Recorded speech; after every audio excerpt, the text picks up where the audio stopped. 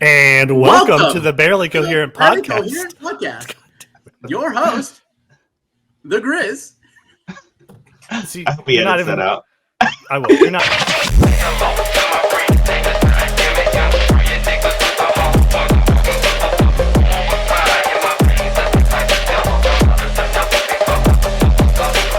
And welcome to the Barely Coherent Podcast. I'm the Grizz and your host, an original member of the Fellowship until he took a suspicious elvish arrow to the knee, Sonny B. William Weisinger. What it do, baby? And in some unfortunate news, global warming has won, and we have lost Snowy B. But in some good news, we are joined by the ghost of Snowy B, Mr. Daniel Borden. Bang, bang, Niner gang. It is football Sunday. I cannot argue with that. Welcome to another episode of the Barely Coherent Podcast with my two favorite people. Let's start the day with a little round table. How's everybody doing? What you been up to? Give me something fascinating but short because both of you like to talk. So.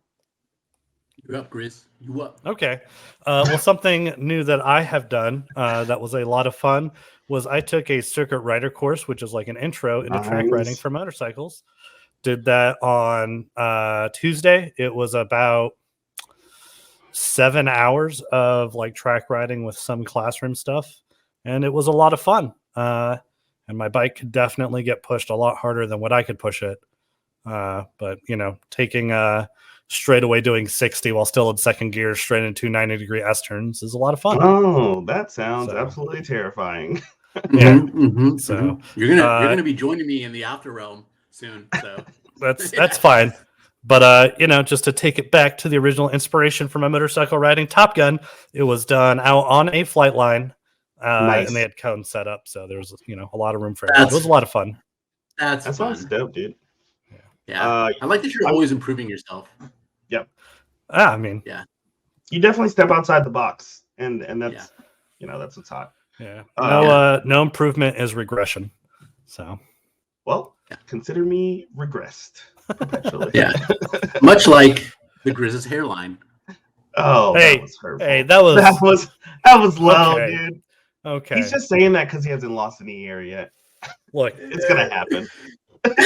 There was a popular TikTok question that was out that asked, when do bald men know when to stop? Like when they wash their face, where do they stop? And there's a simple answer to that. It's in memory of where my hairline used to be. I just figured you just kept going all the way. No, I actually keep the hat on and then wash my face like that so I can remember. That's gold. I love that for you. That's funny. That's funny. I like it. Okay. Snowy, what's been up with you? And as I said, keep it brief. Other than your untimely death. Yes. Tomorrow. Yeah. I don't remember how that happened. So I can't talk about it. Most ghosts don't. So tomorrow I start a new job. I start a new job tomorrow. Start a new job. Yeah. So same job but different. So I'm working for this company that basically does all the old hurricane claims. So I'm going to be making some more monies. I'm very excited about that. So hopefully it's consistent for the next few months. So it could become years, but at the very least a few months. So I'll be doing some insurance adjusting here in Louisiana for Restore Louisiana claims. So yeah. So tomorrow I go to Lafayette for about a week. That's pretty dope, man. That's Lafayette, Louisiana for Lafayette, as the French say. Yes. I don't know. I've never met a French person, so you're not missing out on anything. I haven't either. Well, add it to the bucket list. Meet someone French. You don't need to. Oui. That's it. That's all you got. That was bad. Passez la bouche. Pepe le pew. Okay, this is getting Okay, well, that's I know one French word. It's like the French word. Retreat. Oh, the French. Created a lot of things, not war. That's okay. Look, I want to shit on the French real quick, and I've never been there, but everyone who goes to Paris says it sucks. They all say it sucks. Everyone says Paris sucks. It does. It does suck. It smells bad. The people suck. The Eiffel Tower is not impressive, and the Mona Lisa is tiny. It's not in France, though. The Mona Lisa? Mona Lisa. Oh, yeah, it's in Paris. Yeah. What do you mean? Oh, look at you, Teddy. The only thing I like about Paris is that Kanye West song. The Fellas in Paris are there. Yeah. Gentlemen in Paris. The Gentlemen. I did love that trend on TikTok. Yeah. I'm not gonna lie. Alexa, what's that song about the guys in Paris? What do you mean? Well, that's good to hear. I love the Paris slander. In fact, I love slander of any kind, which we can probably get into at some other point. But hating is the most fulfilling thing you can do. It really, really is. And that is like a conversation that needs to be had. Like no one wants to be a hater, but sometimes hating, it just makes you feel so fucking good. It's called catharsis, man. Look, everybody's a hater. It's just whether or not you let it out. And the way that I keep my nice young complexion is I let that hate out. I think that might have been a KKK slogan at some point. So we shouldn't go down that road. Just let the hate out.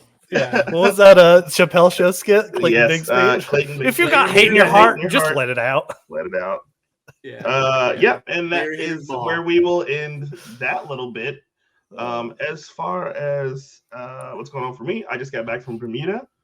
I flew Hurricane Nigel. Man. Yeah, it's absolutely terrible. I can't imagine, why people work this job. It's awful. I had a down day in Bermuda. It was positively just the worst thing I've ever done. And by the worst thing, I mean, it was fucking amazing. Was the Bermuda Triangle as much of a problem as my childhood led me to believe? I think maybe the advent of GPS probably solved that issue. Quicksand, Bermuda Triangle, right? And I 100% agree with you. And I have yet to see a pool of quicksand. Right, or spontaneously combusting and happen to roll on the ground. But I know how to stop. If I stopped, dropped, and rolled right now, though, I'd have more problems than if I just let myself burn. Yeah, absolutely. At this point, who has the insurance for that? So you are on fire. That's fine. I can't afford that. This is fine. Everything is fine. I don't even like this shirt. I was growing weary of this life. Ain't that? I just got back from Bermuda. I am probably headed to Barbados next week. So, the job is working out. I'm getting to travel. I can support my family, and it's good, man. It's good. So, like right now, I'm happy. It's football Sunday, so hopefully, as we're recording this, it will not be released on Sunday, but the Colts will be playing at 1:00, and I'm gonna watch Lamar Jackson run all over our defense. It's gonna be great. It's gonna be phenomenal. Also excited because he is my starting quarterback in my fantasy league. Okay, well, same. My running back core has been successfully decimated by the football gods. They were displeased with your sacrifice. I don't know what to tell you. I had Chubbs and Dobbs, and just I just got a message on Discord. It says you have to leave the Discord speakeasy. When did you send that? Probably about 20 minutes ago. Yeah, dude. Hey, man, it's having to go into the nether realm. Sometimes those messages just I think it's get bogged down. And all that ectoplasm. Different realm kind of stuff. I don't know if I'm covered for that under my plan, so I'll probably stop messaging you if I'm being honest. It's actually great. So I got full coverage over here. All right. Well, today's episode is going to be maybe a little more serious than we usually do, but I would say kind of important to us as kind of like reviewers of movies and TV shows and really the enjoyers of that form of entertainment. We're going to talk about the Writers Guild and the Screen Actors Guild strikes that are kind of going on concurrently right now. And so why don't we just hop right into it? So I have some notes. I made notes this time. Look at you. It's usually my role, but that's fine. I know. Well, I figure you've been doing a lot. So. So to kick off, I know you two read a lot into this. I was gonna, for once, I think, change roles and shoot from the hip. But okay, I like it. Anyway, for those of you that are not aware, or have maybe just kind of heard about it and forgot, the Writers Guild of America is currently on strike for several reasons, mostly related to streaming and for payment of shows that continue to air. And then shortly after, SAG-AFTRA also went on strike. But I think first we're planning on focusing on the Writers Guild. Well, yeah, I'll give a little breakdown kind of deal. So the strike started for the writers on May 2nd of 2023. And there's about 11, I think there's a little more than 11,000 members in the Writers Guild. So a sizable chunk of people for an industry that is not huge, right? I mean, it's not the biggest industry that America has, but it's not a small industry either. And I think that speaks a lot to the fact that that they're on strike right now. There's 11,000 writers, and think about how many shows and movies are coming out. I mean, constantly. So it's kind of wild. So to kind of give people an idea of the impact that this could have, obviously every production that is a union production uses the WGA writers. The last time there was a writer's strike was 2007, 2008. Mm-hmm. So for those of you who don't remember, a really popular and really well-received show at the time was a show called Heroes. I love that show. Yeah, near the end of that show. About that show. Yeah, near the end of that, I have it on DVD. Near the end of that show, it gets really bad. The writing gets really bad, right? And if a lot of people contribute that to the writer's strike because they kept trying to produce this show and they didn't have the writers, so they had to use non-experienced writers, or the producers had to write it, and that really led to the downturn of that show. And there were a lot of shows that ended up getting canceled, and where their quality took a sharp downturn during that time period because there weren't writers working. I actually stopped Game of Thrones Heroes. I don't think that was a writer's strike. No, the writer did stop writing. And that was a problem, but it wasn't due to the strike. It's due to the fact that he will not finish these books before he dies. And my God, I want him to die. He got offended. He got offended when someone brought up, "Hey, look in the fucking mirror, bro." Like, you're very angry about it, and I get it, right? You read the books, right? You read the books, so yeah, it's a little more poignant for you. I'm just like, man, the ending of that show really sucked. Like that was a lot of buildup for a whole lot of fucking nothing. Yeah. So as we can see, writers not working. Interesting. Packed shows. Interesting fact.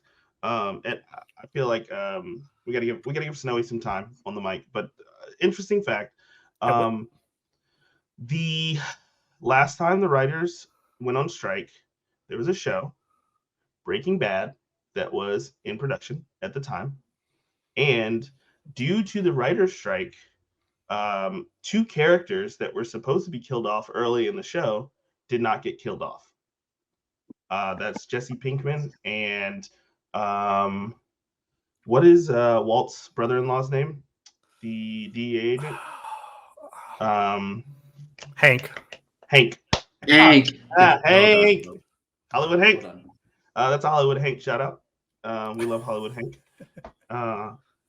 But so because of that writer's strike, those 2 characters were not killed off early. So I think Jesse was supposed to be killed off in the second season. They were both supposed to be killed off in the second season, and that didn't happen. And the show is most definitely better for it. And if you haven't seen Breaking Bad, you definitely should. And that, my friends, will be a little foreshadowing for later in the episode. Ooh, I love shadows. Yeah. So I think Snowy was saying something about the list of demands that the writers had. had posted, and I feel you're going to tell us, but I'm sure they're going to be reasonable demands, and I know for a fact. So it's a pretty long list. So I'll summarize it into like one sentence. Okay. They just want to get paid a middle income American wage. That's it. That's it. They are part of a multi-billion-dollar industry. You would even argue America's number one export is Hollywood, right? Like the media that we put out. And they are the backbone of that, right? They are the writers make the shows, obviously. Yeah. Without that, it's just Cameron movies that with explosions, So Michael Bay is what you're talking about. You're talking about Michael Bay movies. Yeah. The amount that the writers do, right, is obviously I think a very unheralded job, and it's very necessary. So they've been kind of pushed in the background. And the rough numbers are this: in the last decade, they make 23% less now than they did a decade ago, right? And that's because of inflation and their general decrease in pay. And then on top of that, they're using more and more people for like minimum wage positions. So like there's like a minimum pay they have to pay certain writers, and they're employing a lot of people at that rate, like at like twice as much as they did prior. So about twice as many people now are in that minimum wage position, but they're not performing minimum wage type of roles. So they just basically are saying, hey, pay us what we should get paid. And they have a lot of demands, but the Grizz actually said it best. I didn't even know this. He said that Bob Iger, who is a enormously wealthy person already, just got a massive pay bump, right? And they said the amount of money he made alone, who is Bob Iger is the CEO of Disney, would have paid for all of the demands. So I think the money's there, and they have every right to be upset. There's definitely times that if you're anti-union, where you could point to other situations and say that situation, they were going too much, they're being greedy, whatever. This is not that case, right? What the writers are asking for is very reasonable. So Bob Iger's pay package for 2023 is $27 million. Good Lord. Yeah, and he said that the demands that these writers are making are not realistic, which I would agree is unfair. When these companies are making so much money, you look how much Disney just paid for Fox, right? Every year they brag about how they're making record-setting incomes. Yeah, and then they don't pay the people that work for them. Yeah, and then your writers are showing that due to inflation, they are making less and less each year. And the biggest thing that they're asking for, I would argue, and this is something that's standard for a lot of people in the entertainment industry, is residuals. Yes. Writers are one of the few areas in Hollywood where they do not get residuals for the work. So for those of you that don't know what that means, when an actor acts, they do a role, right? Or a director, directs a movie. And even the Musicians Guild, which I believe is now part of SAG-AFTRA, but the Musicians Guild got residual. So my grandfather, when he did soundtracks for movies in the 50s and the 60s, got residual. So you get your initial paycheck, and then every time that piece of entertainment, that TV show, that movie is rerun, you get paid a percentage of however much they brought in for that rerunning of it. So you're constantly getting paid for your likeness, your entertainment, your intellectual. Thank you. Yeah, intellectual property, and your talents. And so a lot of people, including us, would argue that writers very much deserve to be in that group, because these stories don't get told without them. And being a writer isn't just sitting there and like writing a story, and you're talking about rewrites, re-edits. They are constantly working on the set too, with these scripts. So absolutely. Did you guys see it all that they were also mentioning AI kind of like as an afterthought in that as well? Yeah. So I have some thoughts on that I want to share real quick. I think they are understating the issues they have with it, and this is the issues they have, and they're very relevant issues, because ChatGPT is a pretty new thing, but it hasn't been fully realized in the grand scheme of things, like how we use You got me an A on my ChatGPT. thesis statement. Did it really?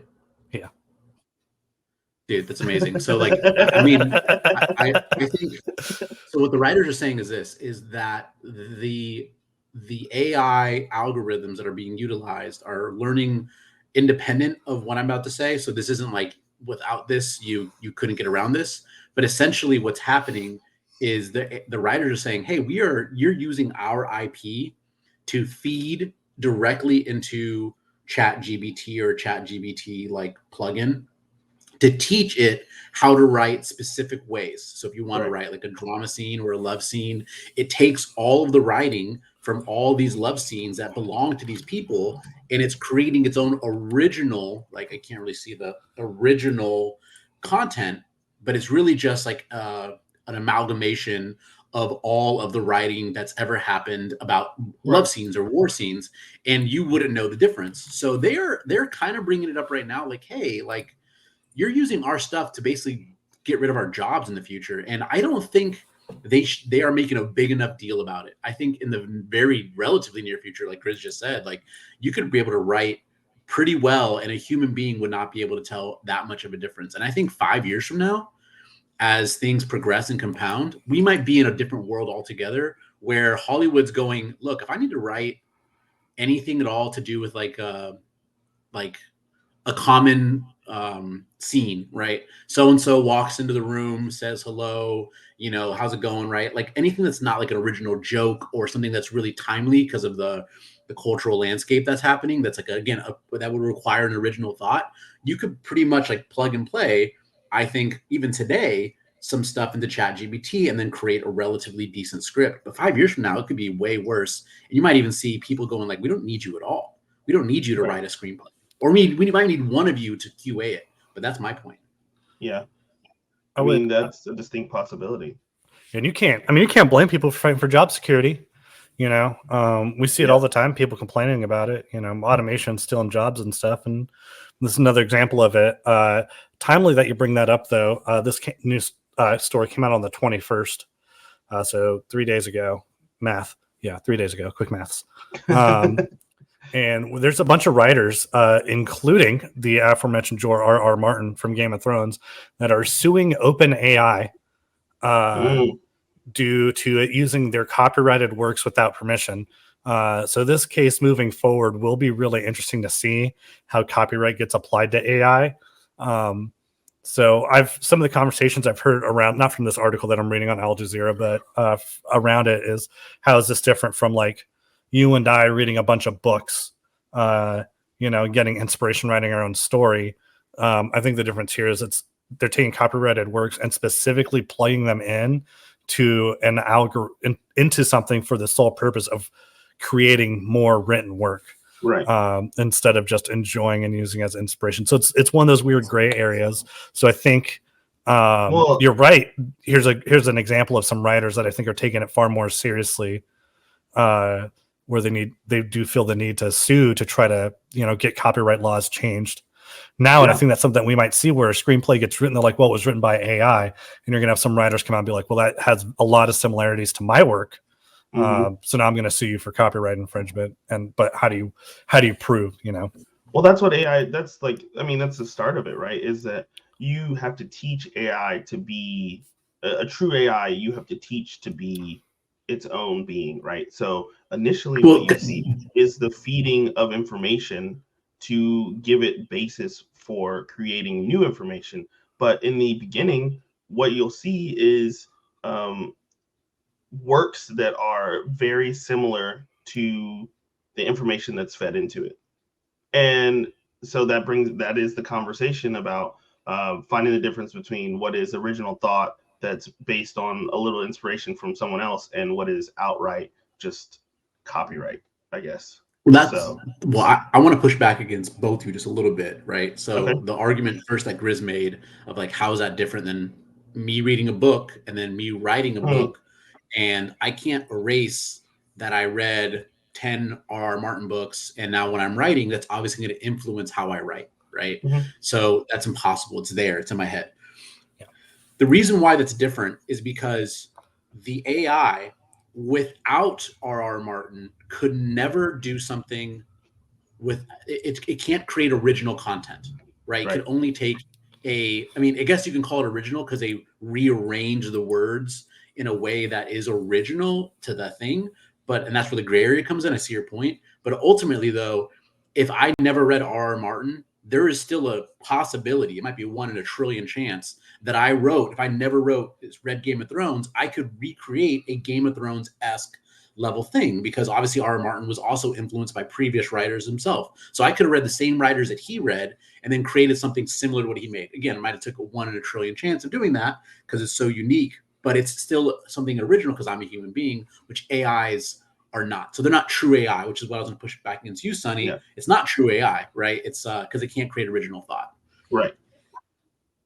Okay. So I think IP's lawsuit does have weight. Is my point. Right. I guess in a sense we agree on that. I mean, there is no original thought. It is all built upon basically the bones of someone else, right? And so it's a very nuanced conversation. Old Chuck Palahniuk, writer of Fight Club, said, "Nothing of me is original. I am a combination of everyone I've ever known." Anyway, I mean, that's a dope quote. So it's an applicable quote, but I think that's why we need to have lawsuits like this, though, is to settle that matter and to do it now, not after AI's already been starting to write a bunch of stuff and it's become like an industry standard. I think part of the Writing Guilds of America, I don't know for sure. I think the reason they might have undersold it a little bit is to make it less difficult for studios to be like, oh, look at these crazy dudes, look what they're freaking out about. You know what I mean? Well, I mean, it makes it more compatible. I mean, if you're negotiating something, anyone who's ever negotiated something, sure, you want the house and everything attached, but when you're talking about negotiating, you work up to that, right? And what occurs in the first deal may not be everything that you want, but there is room to make deals after that, and that's kind of the hard part about being a union rep, is that you have to know where the line is so that you don't over push, so that you don't push to the point where someone says, okay, fuck it, you guys are not going to get anything. So yeah, that's. I think in the battle for minds here, real quick, there's always going to be the background, and why I mentioned unions in general is because there's always going to be the background of people saying, I'm anti-union, right? Like just because they have in their brain what that means to be anti-union. So without even looking at the writer strikes and what their demands are, a lot of people are either going to be indifferent because they don't know much about the situation, right? Which is probably in the majority of America. And then you have people who are like anti-union, right? And I think for the anti-union people, it's interesting because I think it's a well-earned position, right? Like they came to that position because there was a bunch of unions that demanded and got in power, and then they abused it themselves. They did the same thing they were fighting against, right? Like you live long enough to become the villain, right?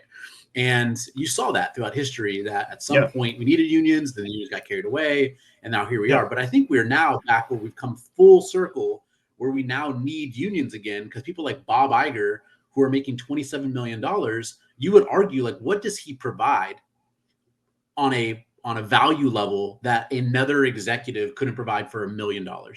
Like, how is he 27 times better than the number 2 executive for $1 million?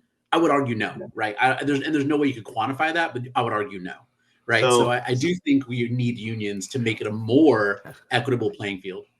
Yeah. It's funny you said that. Yeah, go ahead. Sorry, Chris. Sorry. I do want to touch on that anti-union piece for a bit, because like I think we need to remember that some people do genuinely have genuine reasons for being anti-union. But right, because we got to remember, right, the original Teamsters. I love the Teamsters union. I think they're awesome. But the original Teamsters union had the mob in it. They were fucking thugs. Yeah. Degenerates. Who's the dude that went missing for the Teamsters? I can't remember. Jimmy Hoffa, baby. Yeah, Jimmy Hoffa, right? He's buried in a MetLife Stadium.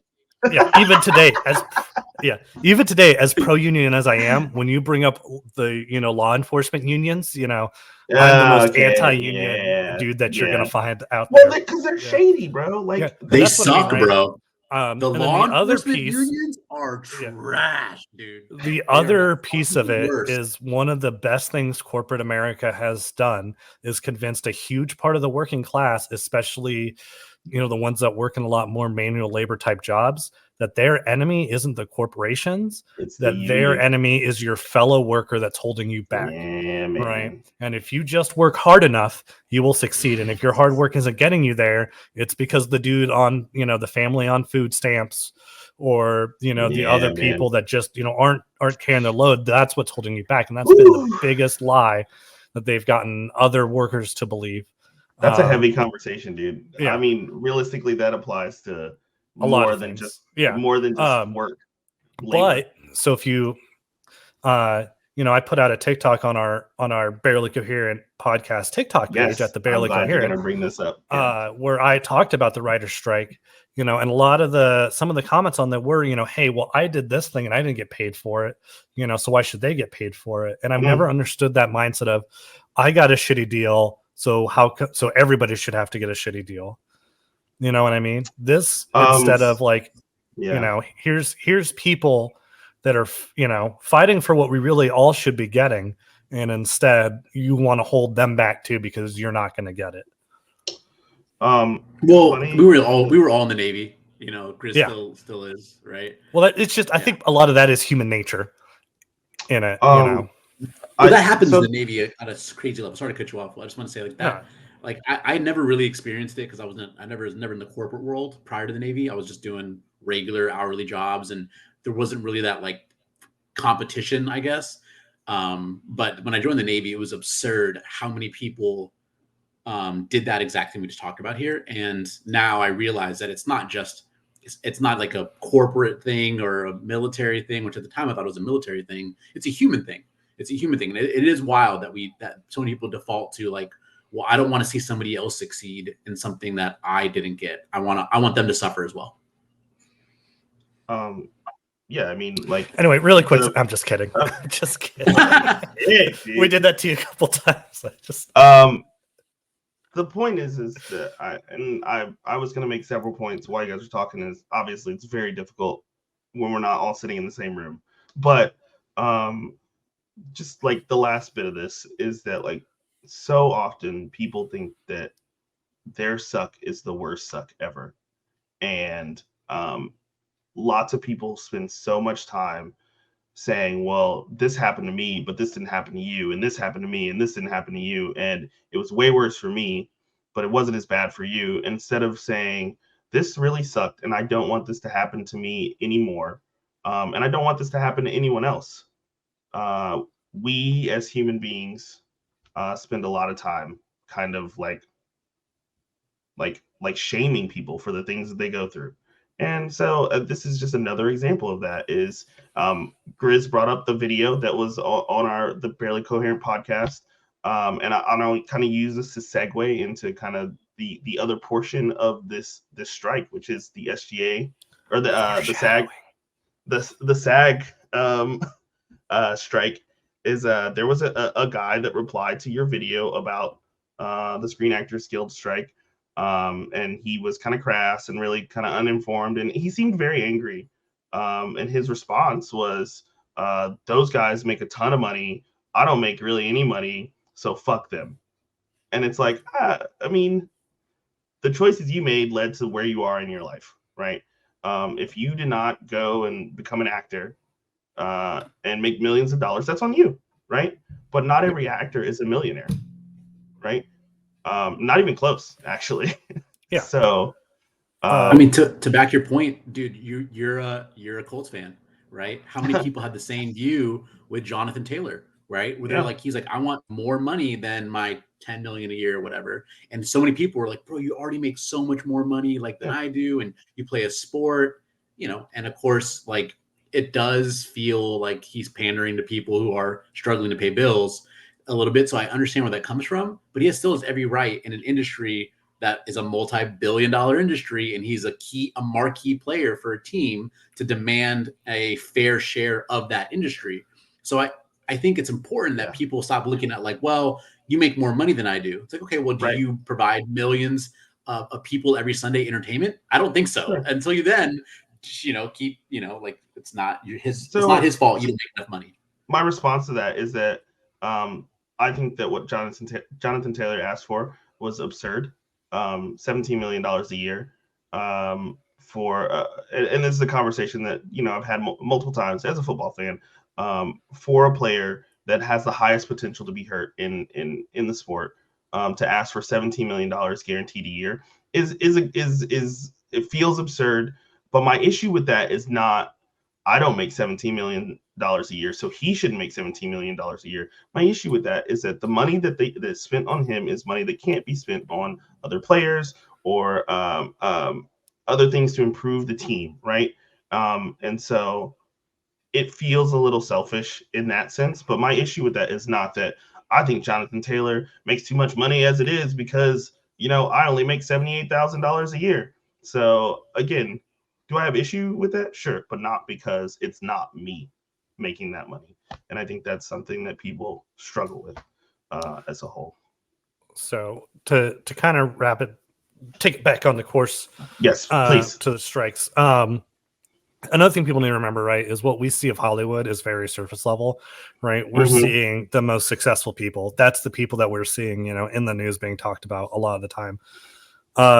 It's only like 1% of actors that are actually making millions of dollars. The vast majority of actors aren't making enough to qualify for health insurance under SAG-AFTRA, which is only like $30K a year or something like that. Most writers aren't making $30K a year. Yeah. They're not making a lot of. Most of these people are having to work, secondary jobs. And I'll admit I'm biased. I have family that work in Hollywood. So, but they have to work secondary jobs a lot of times to pay their bills in a multi-billion-dollar industry where, one of the CEOs is getting paid $27 billion. And then you have guys like, this is where we're going to bring it back around, Aaron Paul, right? Yeah. Who played the second most popular character on Breaking Bad. And he said outside of his initial paycheck to be on Breaking Bad, he hasn't made any money in residuals. Which is interesting because Netflix, I'm sure, has no qualms with putting Breaking Bad on their streaming service and essentially making money on that. It was so successful when they got the rights to stream it from AMC that they made a movie. They made El Camino. Yeah. They did to make finish Camino, off right. Jesse Pinkman's story, and he hasn't made Good any movie. residuals from that. Yeah, and you have That's big wild, time, bro. Yeah, you have big time insane. directors that have come out and have said that they have gotten paid pennies on the dollar for the residuals for the movies that they've made for Netflix. Yeah. When you look at the industry standard, why is that? When they're being super successful, and it's. I would bring the argument back to if Netflix can't afford to pay those residuals, then does Netflix have a viable business platform? No. I would argue they can pay those residuals. They just don't want to. But the They more keep you look into it, us, man. Yeah. Well, the more and more you look into it, the more and more there's been actors that have had to come out, like smaller actors, so that they've had to get the union involved to get Netflix to pay them on time, where they've had issues with Netflix just paying them. So can I? I'm gonna cut in there. Yeah. So some of the demands that the Screen Actors Guild has put forth for network execs and the bigwigs is obviously residuals are a big part of that, right? Because I mean you have streaming services taking what people have made and essentially making millions of dollars on them and either not paying or paying very small amounts. And in fact, I'm pretty sure almost no one makes residuals on streaming, right? Unless I think that's the problem, is that there are not contracts written for making residuals on streaming right now. Right. And some of the other basic things that the Screen Actors Guild is asking for is for there to be a penalty for late. Can I ask a question? Yeah. So it just occurred to me at this very moment.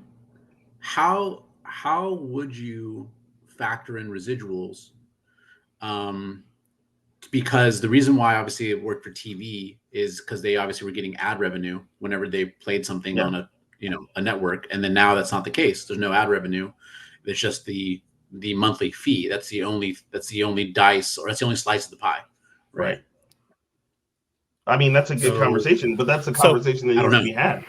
Yeah. So the problem is right, Netflix has been notoriously secretive about how they calculate viewership numbers, right? How they calculate eyes on products. The only real idea that you can get that a show didn't get a lot of viewerships is if Netflix cancels it.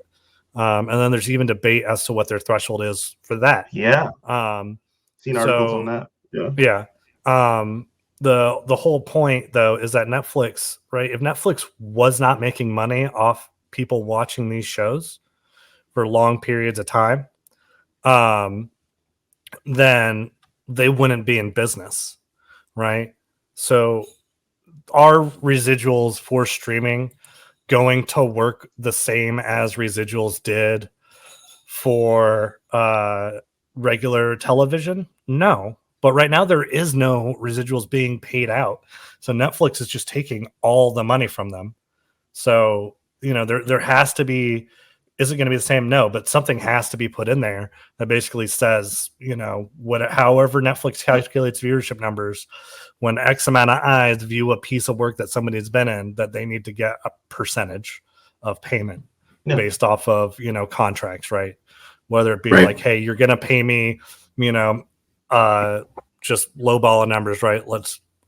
You're paying me $1,000 an episode, right, to be on this show, and then for every 1,000 views, I get 1% of that.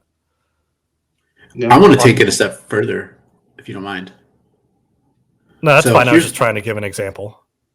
No, I think it's a good example. I was going to say that I think if the SAG was successful and the WAG was successful and the overall, like, let's say they got everything they wanted, right? And then Netflix turned around and said, we're going to go ahead and increase the monthly fee on our subscription, right? Say they doubled it, right? Say it goes like to $30 a month.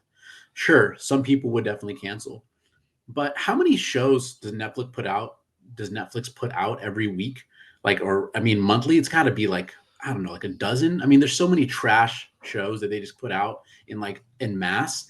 It would probably honestly increase the overall quality of the things they're actually putting out. If they're like, hey, we're going to have to charge more money, we're going to lose some viewership, but we're also going to be able to put out a higher quality product because we're not just cranking out trash every week just to get eyes on a thing, to see what works and what doesn't. We're throwing shit against the wall.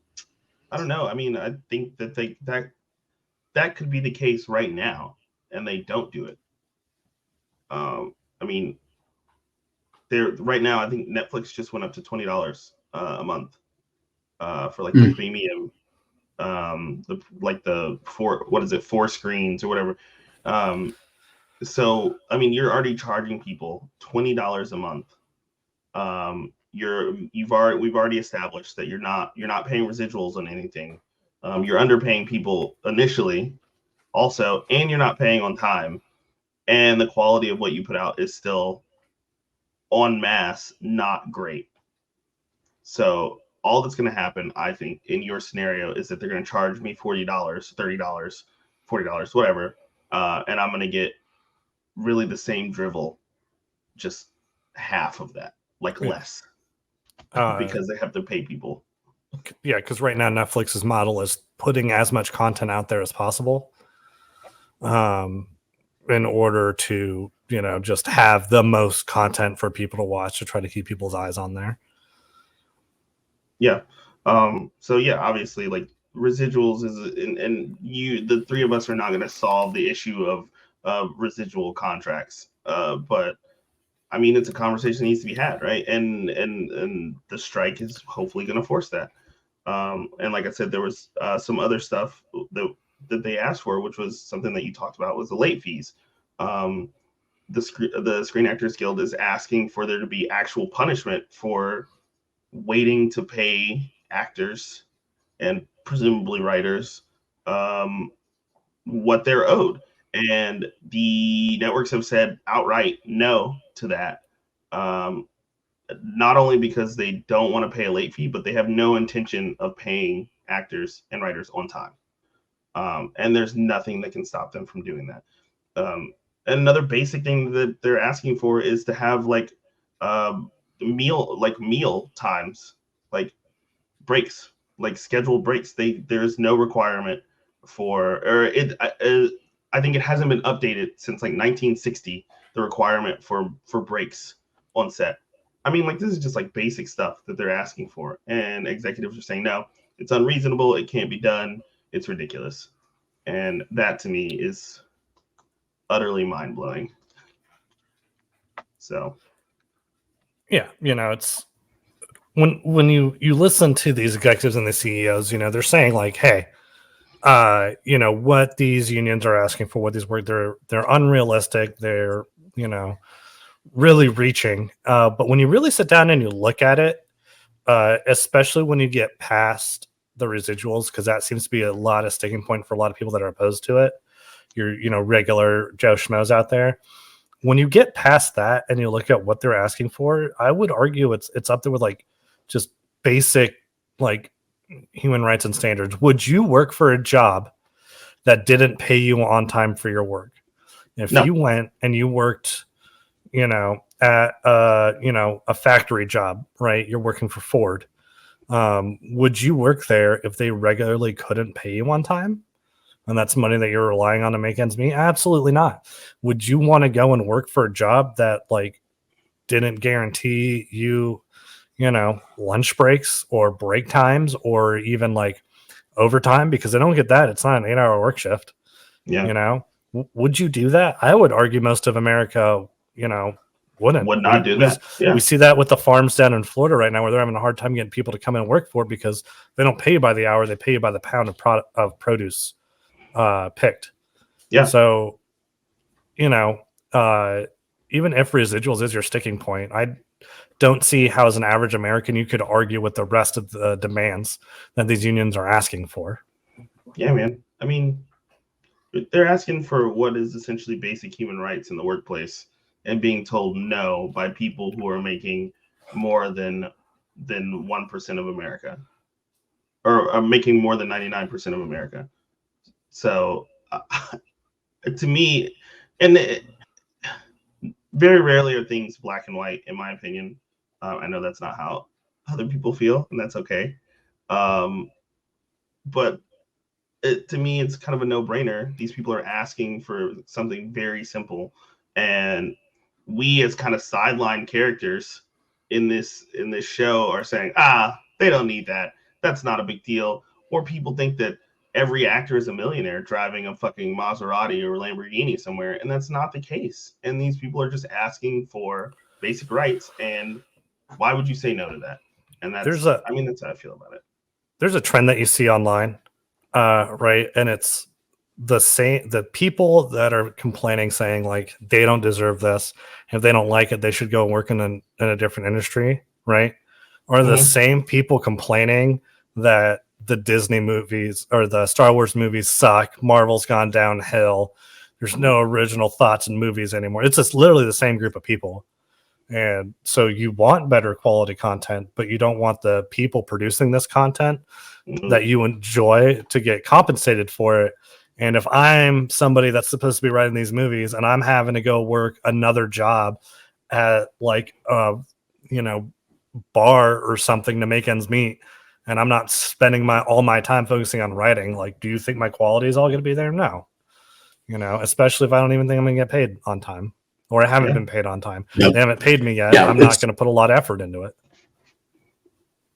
Yeah, it goes without saying we're the richest country in the world, and there's massive income inequality. That drum's been pounded for a decade now, and there hasn't been any change. There's been no laws passed. There hasn't been a single thing that like has worked towards limiting the income of CEOs or the amount of like a universal basic income paid that's tied to the GDP of the country. Like there's been no real movement towards that. I mean, Bernie Sanders, is probably the closest thing we ever got to something that even close to that, and like he never had a real chance. Yeah, I love him. I am once again asking for your financial support. And the problem with is I wish not to get too deep on this one, but Bernie would never work because he's just too extreme on the side. But there needs to be some push, at least towards his direction, to get to where we want to be. And the reason why I say all that was because when you said how people feel like, well, if they want to make more money, just go in a different direction.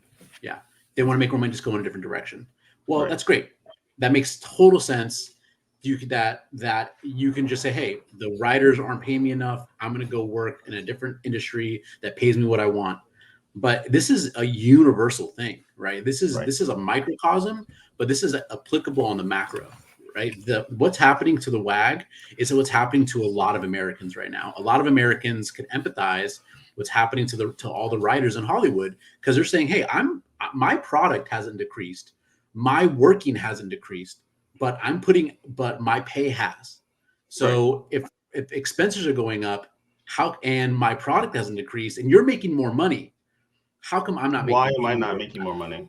Yeah, and this is an applicable feeling to many Americans, and I think we need more WAGs of the world and more people supporting them, which actually brings me to a point that I want to talk to you guys about. Drew Barrymore. Yes, I figured we were going to get to this. Yeah. What are your guys' thoughts? Do you guys want to break that down? I'm going to let the Grizz go first. I can't listen to. There's a song I really like called Drew Barrymore, and I can't listen to it the same anymore, unfortunately.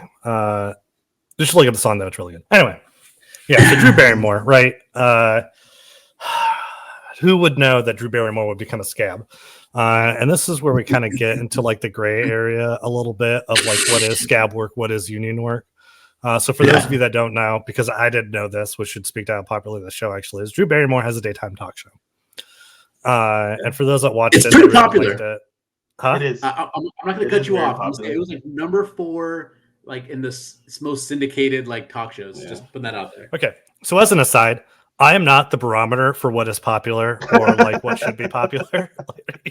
Let me put that out there. Just because I haven't heard of something doesn't mean it isn't popular or it should be popular. But so you're right. Good. Thank you for correcting me on that. I am a Raiders fan, so we know like where my taste lies, right?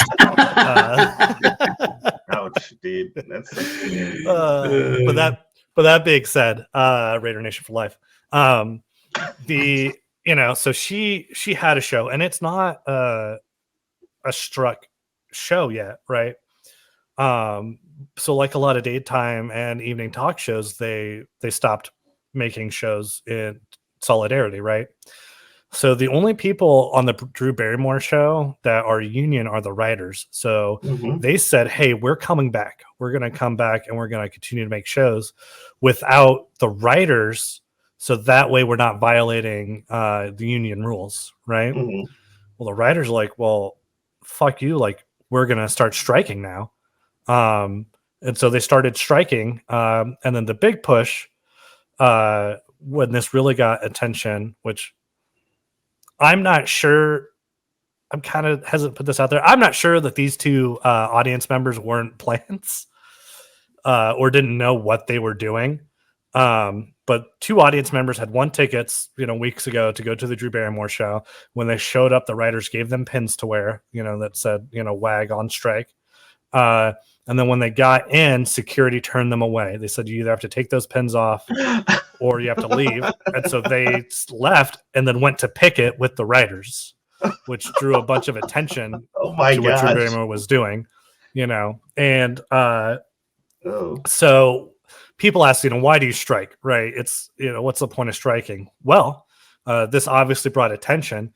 So now she's not making the show. It brought attention to the other late night shows that were continuing to pay their staff in solidarity. So they got a huge bump. So they're happy. But the reason why striking is important is, what's the dude on HBO? He has a talk show and it's like he's kind of a super douchey. Bill Maher. Yeah, Bill Maher.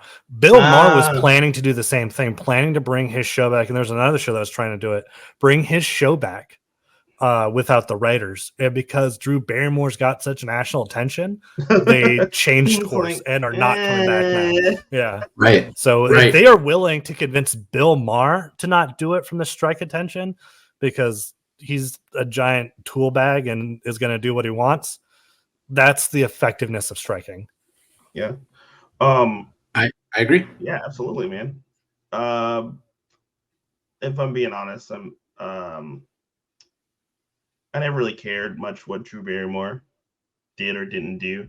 It's very interesting to me that she decided Bryce Fine. Sorry, it's Bryce Fine that does that song. Bryce Fine, Drew Barrymore. Yeah. it's interesting to me that she took that stance on continuing her show, because for those of you who don't know, Drew Barrymore has been in the Hollywood industry since she was a child, not just like young. She was a child. Like, she's been around actors and writers and set crews almost her whole life. And so for someone who has been that immersed in this industry to take that stance on it, I find that at the very least interesting. Right.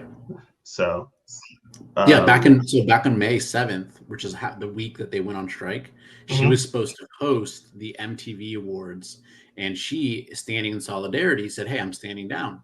I'm not going to be the host for this show."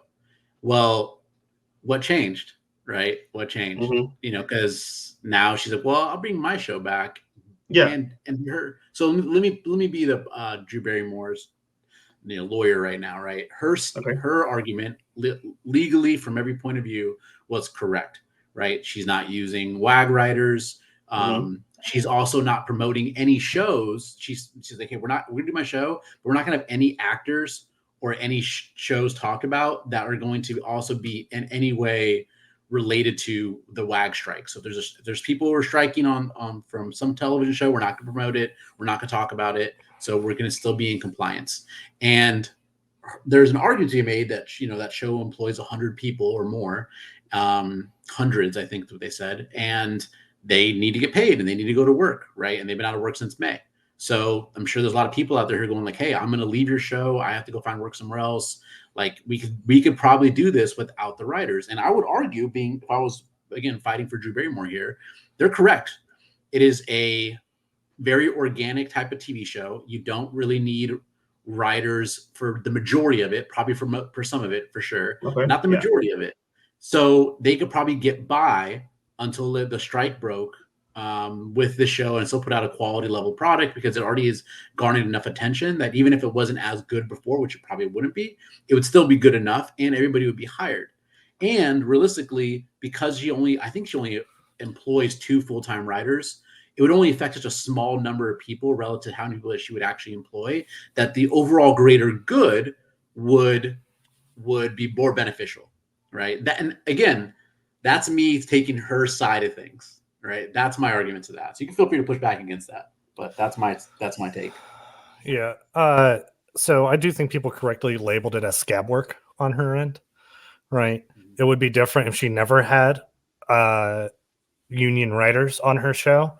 And then was like, "Hey, I'm going to continue." Because, I think where people had an issue was, she could have also made the argument of like, "I'm going to continue to pay the writers, but they're just not going to work on the show." Right. But I think that was the move.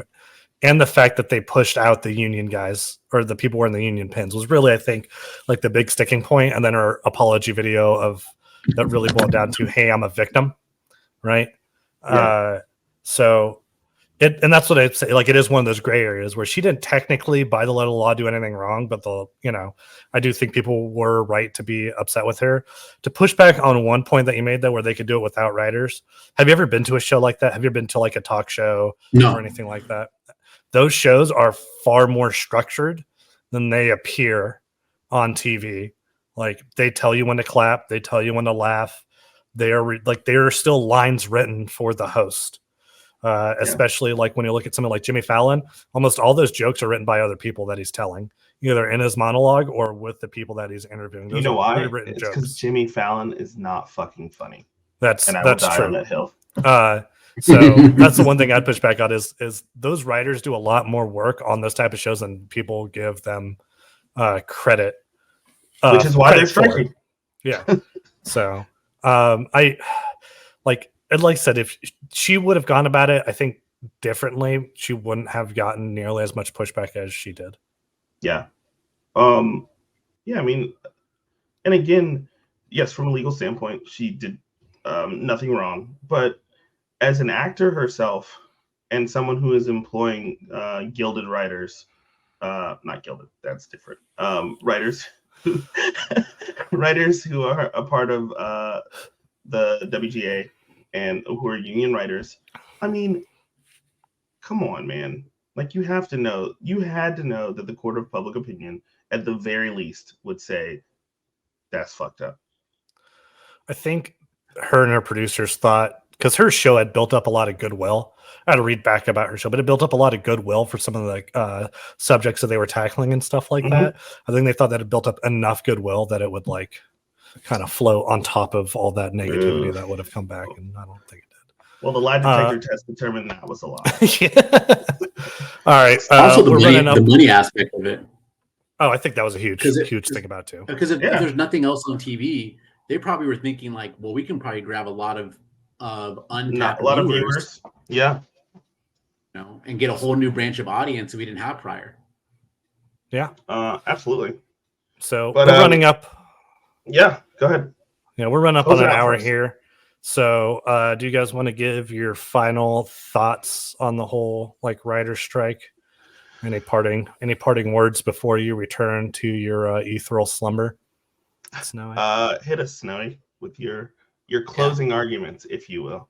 So I would say overall that this is comparable to what's happening in Ukraine in a very abject way, right? This doesn't really mean anything at all to the average person, but it does have impacts to the overarching scheme of how things work on the macro, right? Yeah. So this is something that's important for everybody because there's unions outside of like, I think a few like factory car unions, like there's less unions now than there ever have been in American history. And I would argue that we need more unions if we want to see a more equitable future.